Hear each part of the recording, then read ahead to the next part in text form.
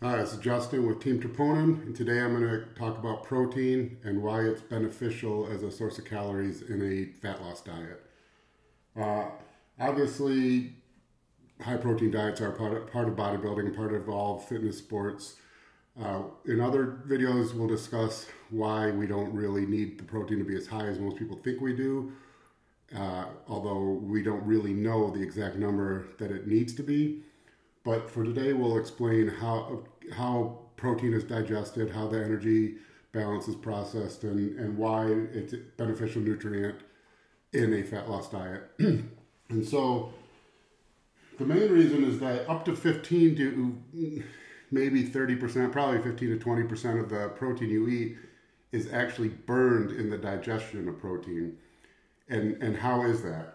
So we'll start out, we have call it like an amine structure. So you have a protein, an amino acid structure, and that's got 4 calories per gram. And we eat that, you eat 100 grams of protein. Now, if you eat 100 grams of protein, you're not going to use 100 grams of protein for actual synthesis of new muscle tissue. How do we know that? Because if you converted 100 grams of protein per day to new muscle, that's 700 grams in a week. That's, 500 grams is a pound. So that's, 65 pounds of muscle a year, even if you were only doing 100 grams of protein a day. So we know that's not happening. And really, as we explained in articles and videos throughout the site, about 25 grams of protein synthesis a day is the maximum you can get over any long-term period of time. And even that is over 20 pounds of muscle growth a year, which no one's maintaining long-term. So why do we have protein so high? Well, the reason is protein is actually thermogenic. And so what happens is you eat protein and you can't use that protein for energy. The part of that protein that needs to repair broken down tissue from training or synthesize new tissue is a small fraction of it. That gets used as a protein. The rest we have to convert to a usable form of energy. And that process is turning it into glucose, C6H12O6, glucose molecule. Now entropy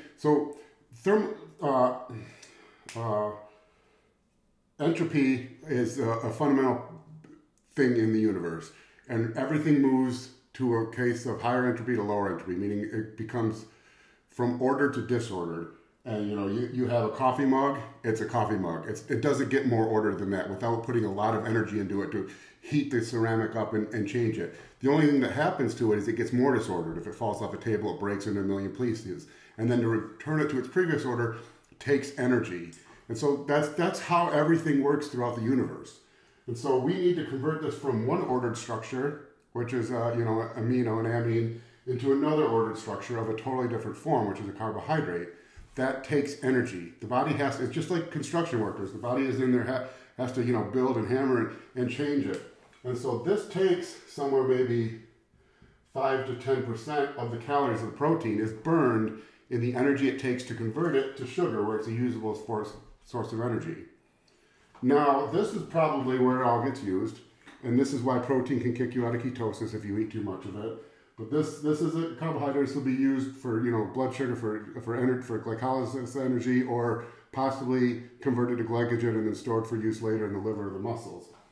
If there's no need for that and there's enough excess calories, and this would happen in an off-season diet sometimes, you don't use that either. It goes through another pathway, through acetyl-CoA and the fatty acid synthesis pathway to do just a fat molecule, to form a fat molecule. And that takes energy also, probably on the order, this is really probably closer to maybe 10 to 15%. And then this is probably on the order of 5 to, 15%. And those 15 you're never going to get. It's really maybe 10 and 5, because about 15% of the calories really is the most you can get burned from the digestion of protein. And then in this fatty acid synthesis pathway, this can either be broken down to fatty acid oxidization. Does that have to be stored first and used for energy, or it gets stored as adipose tissue, which then can be later synthesized to ATP for energy.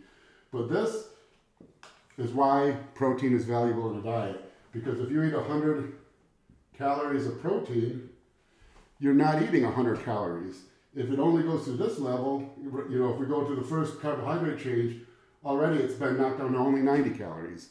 And then if it goes to the next thing, which probably isn't going to happen in a fat loss diet, but if it did, that's another maybe 5 or 10. That's 85 calories. So our 100 calories of protein is now the same as eating 85 calories of fat or 90 calories of carbohydrates. It's the best bang for your buck on a fat loss diet, which is why protein is so important.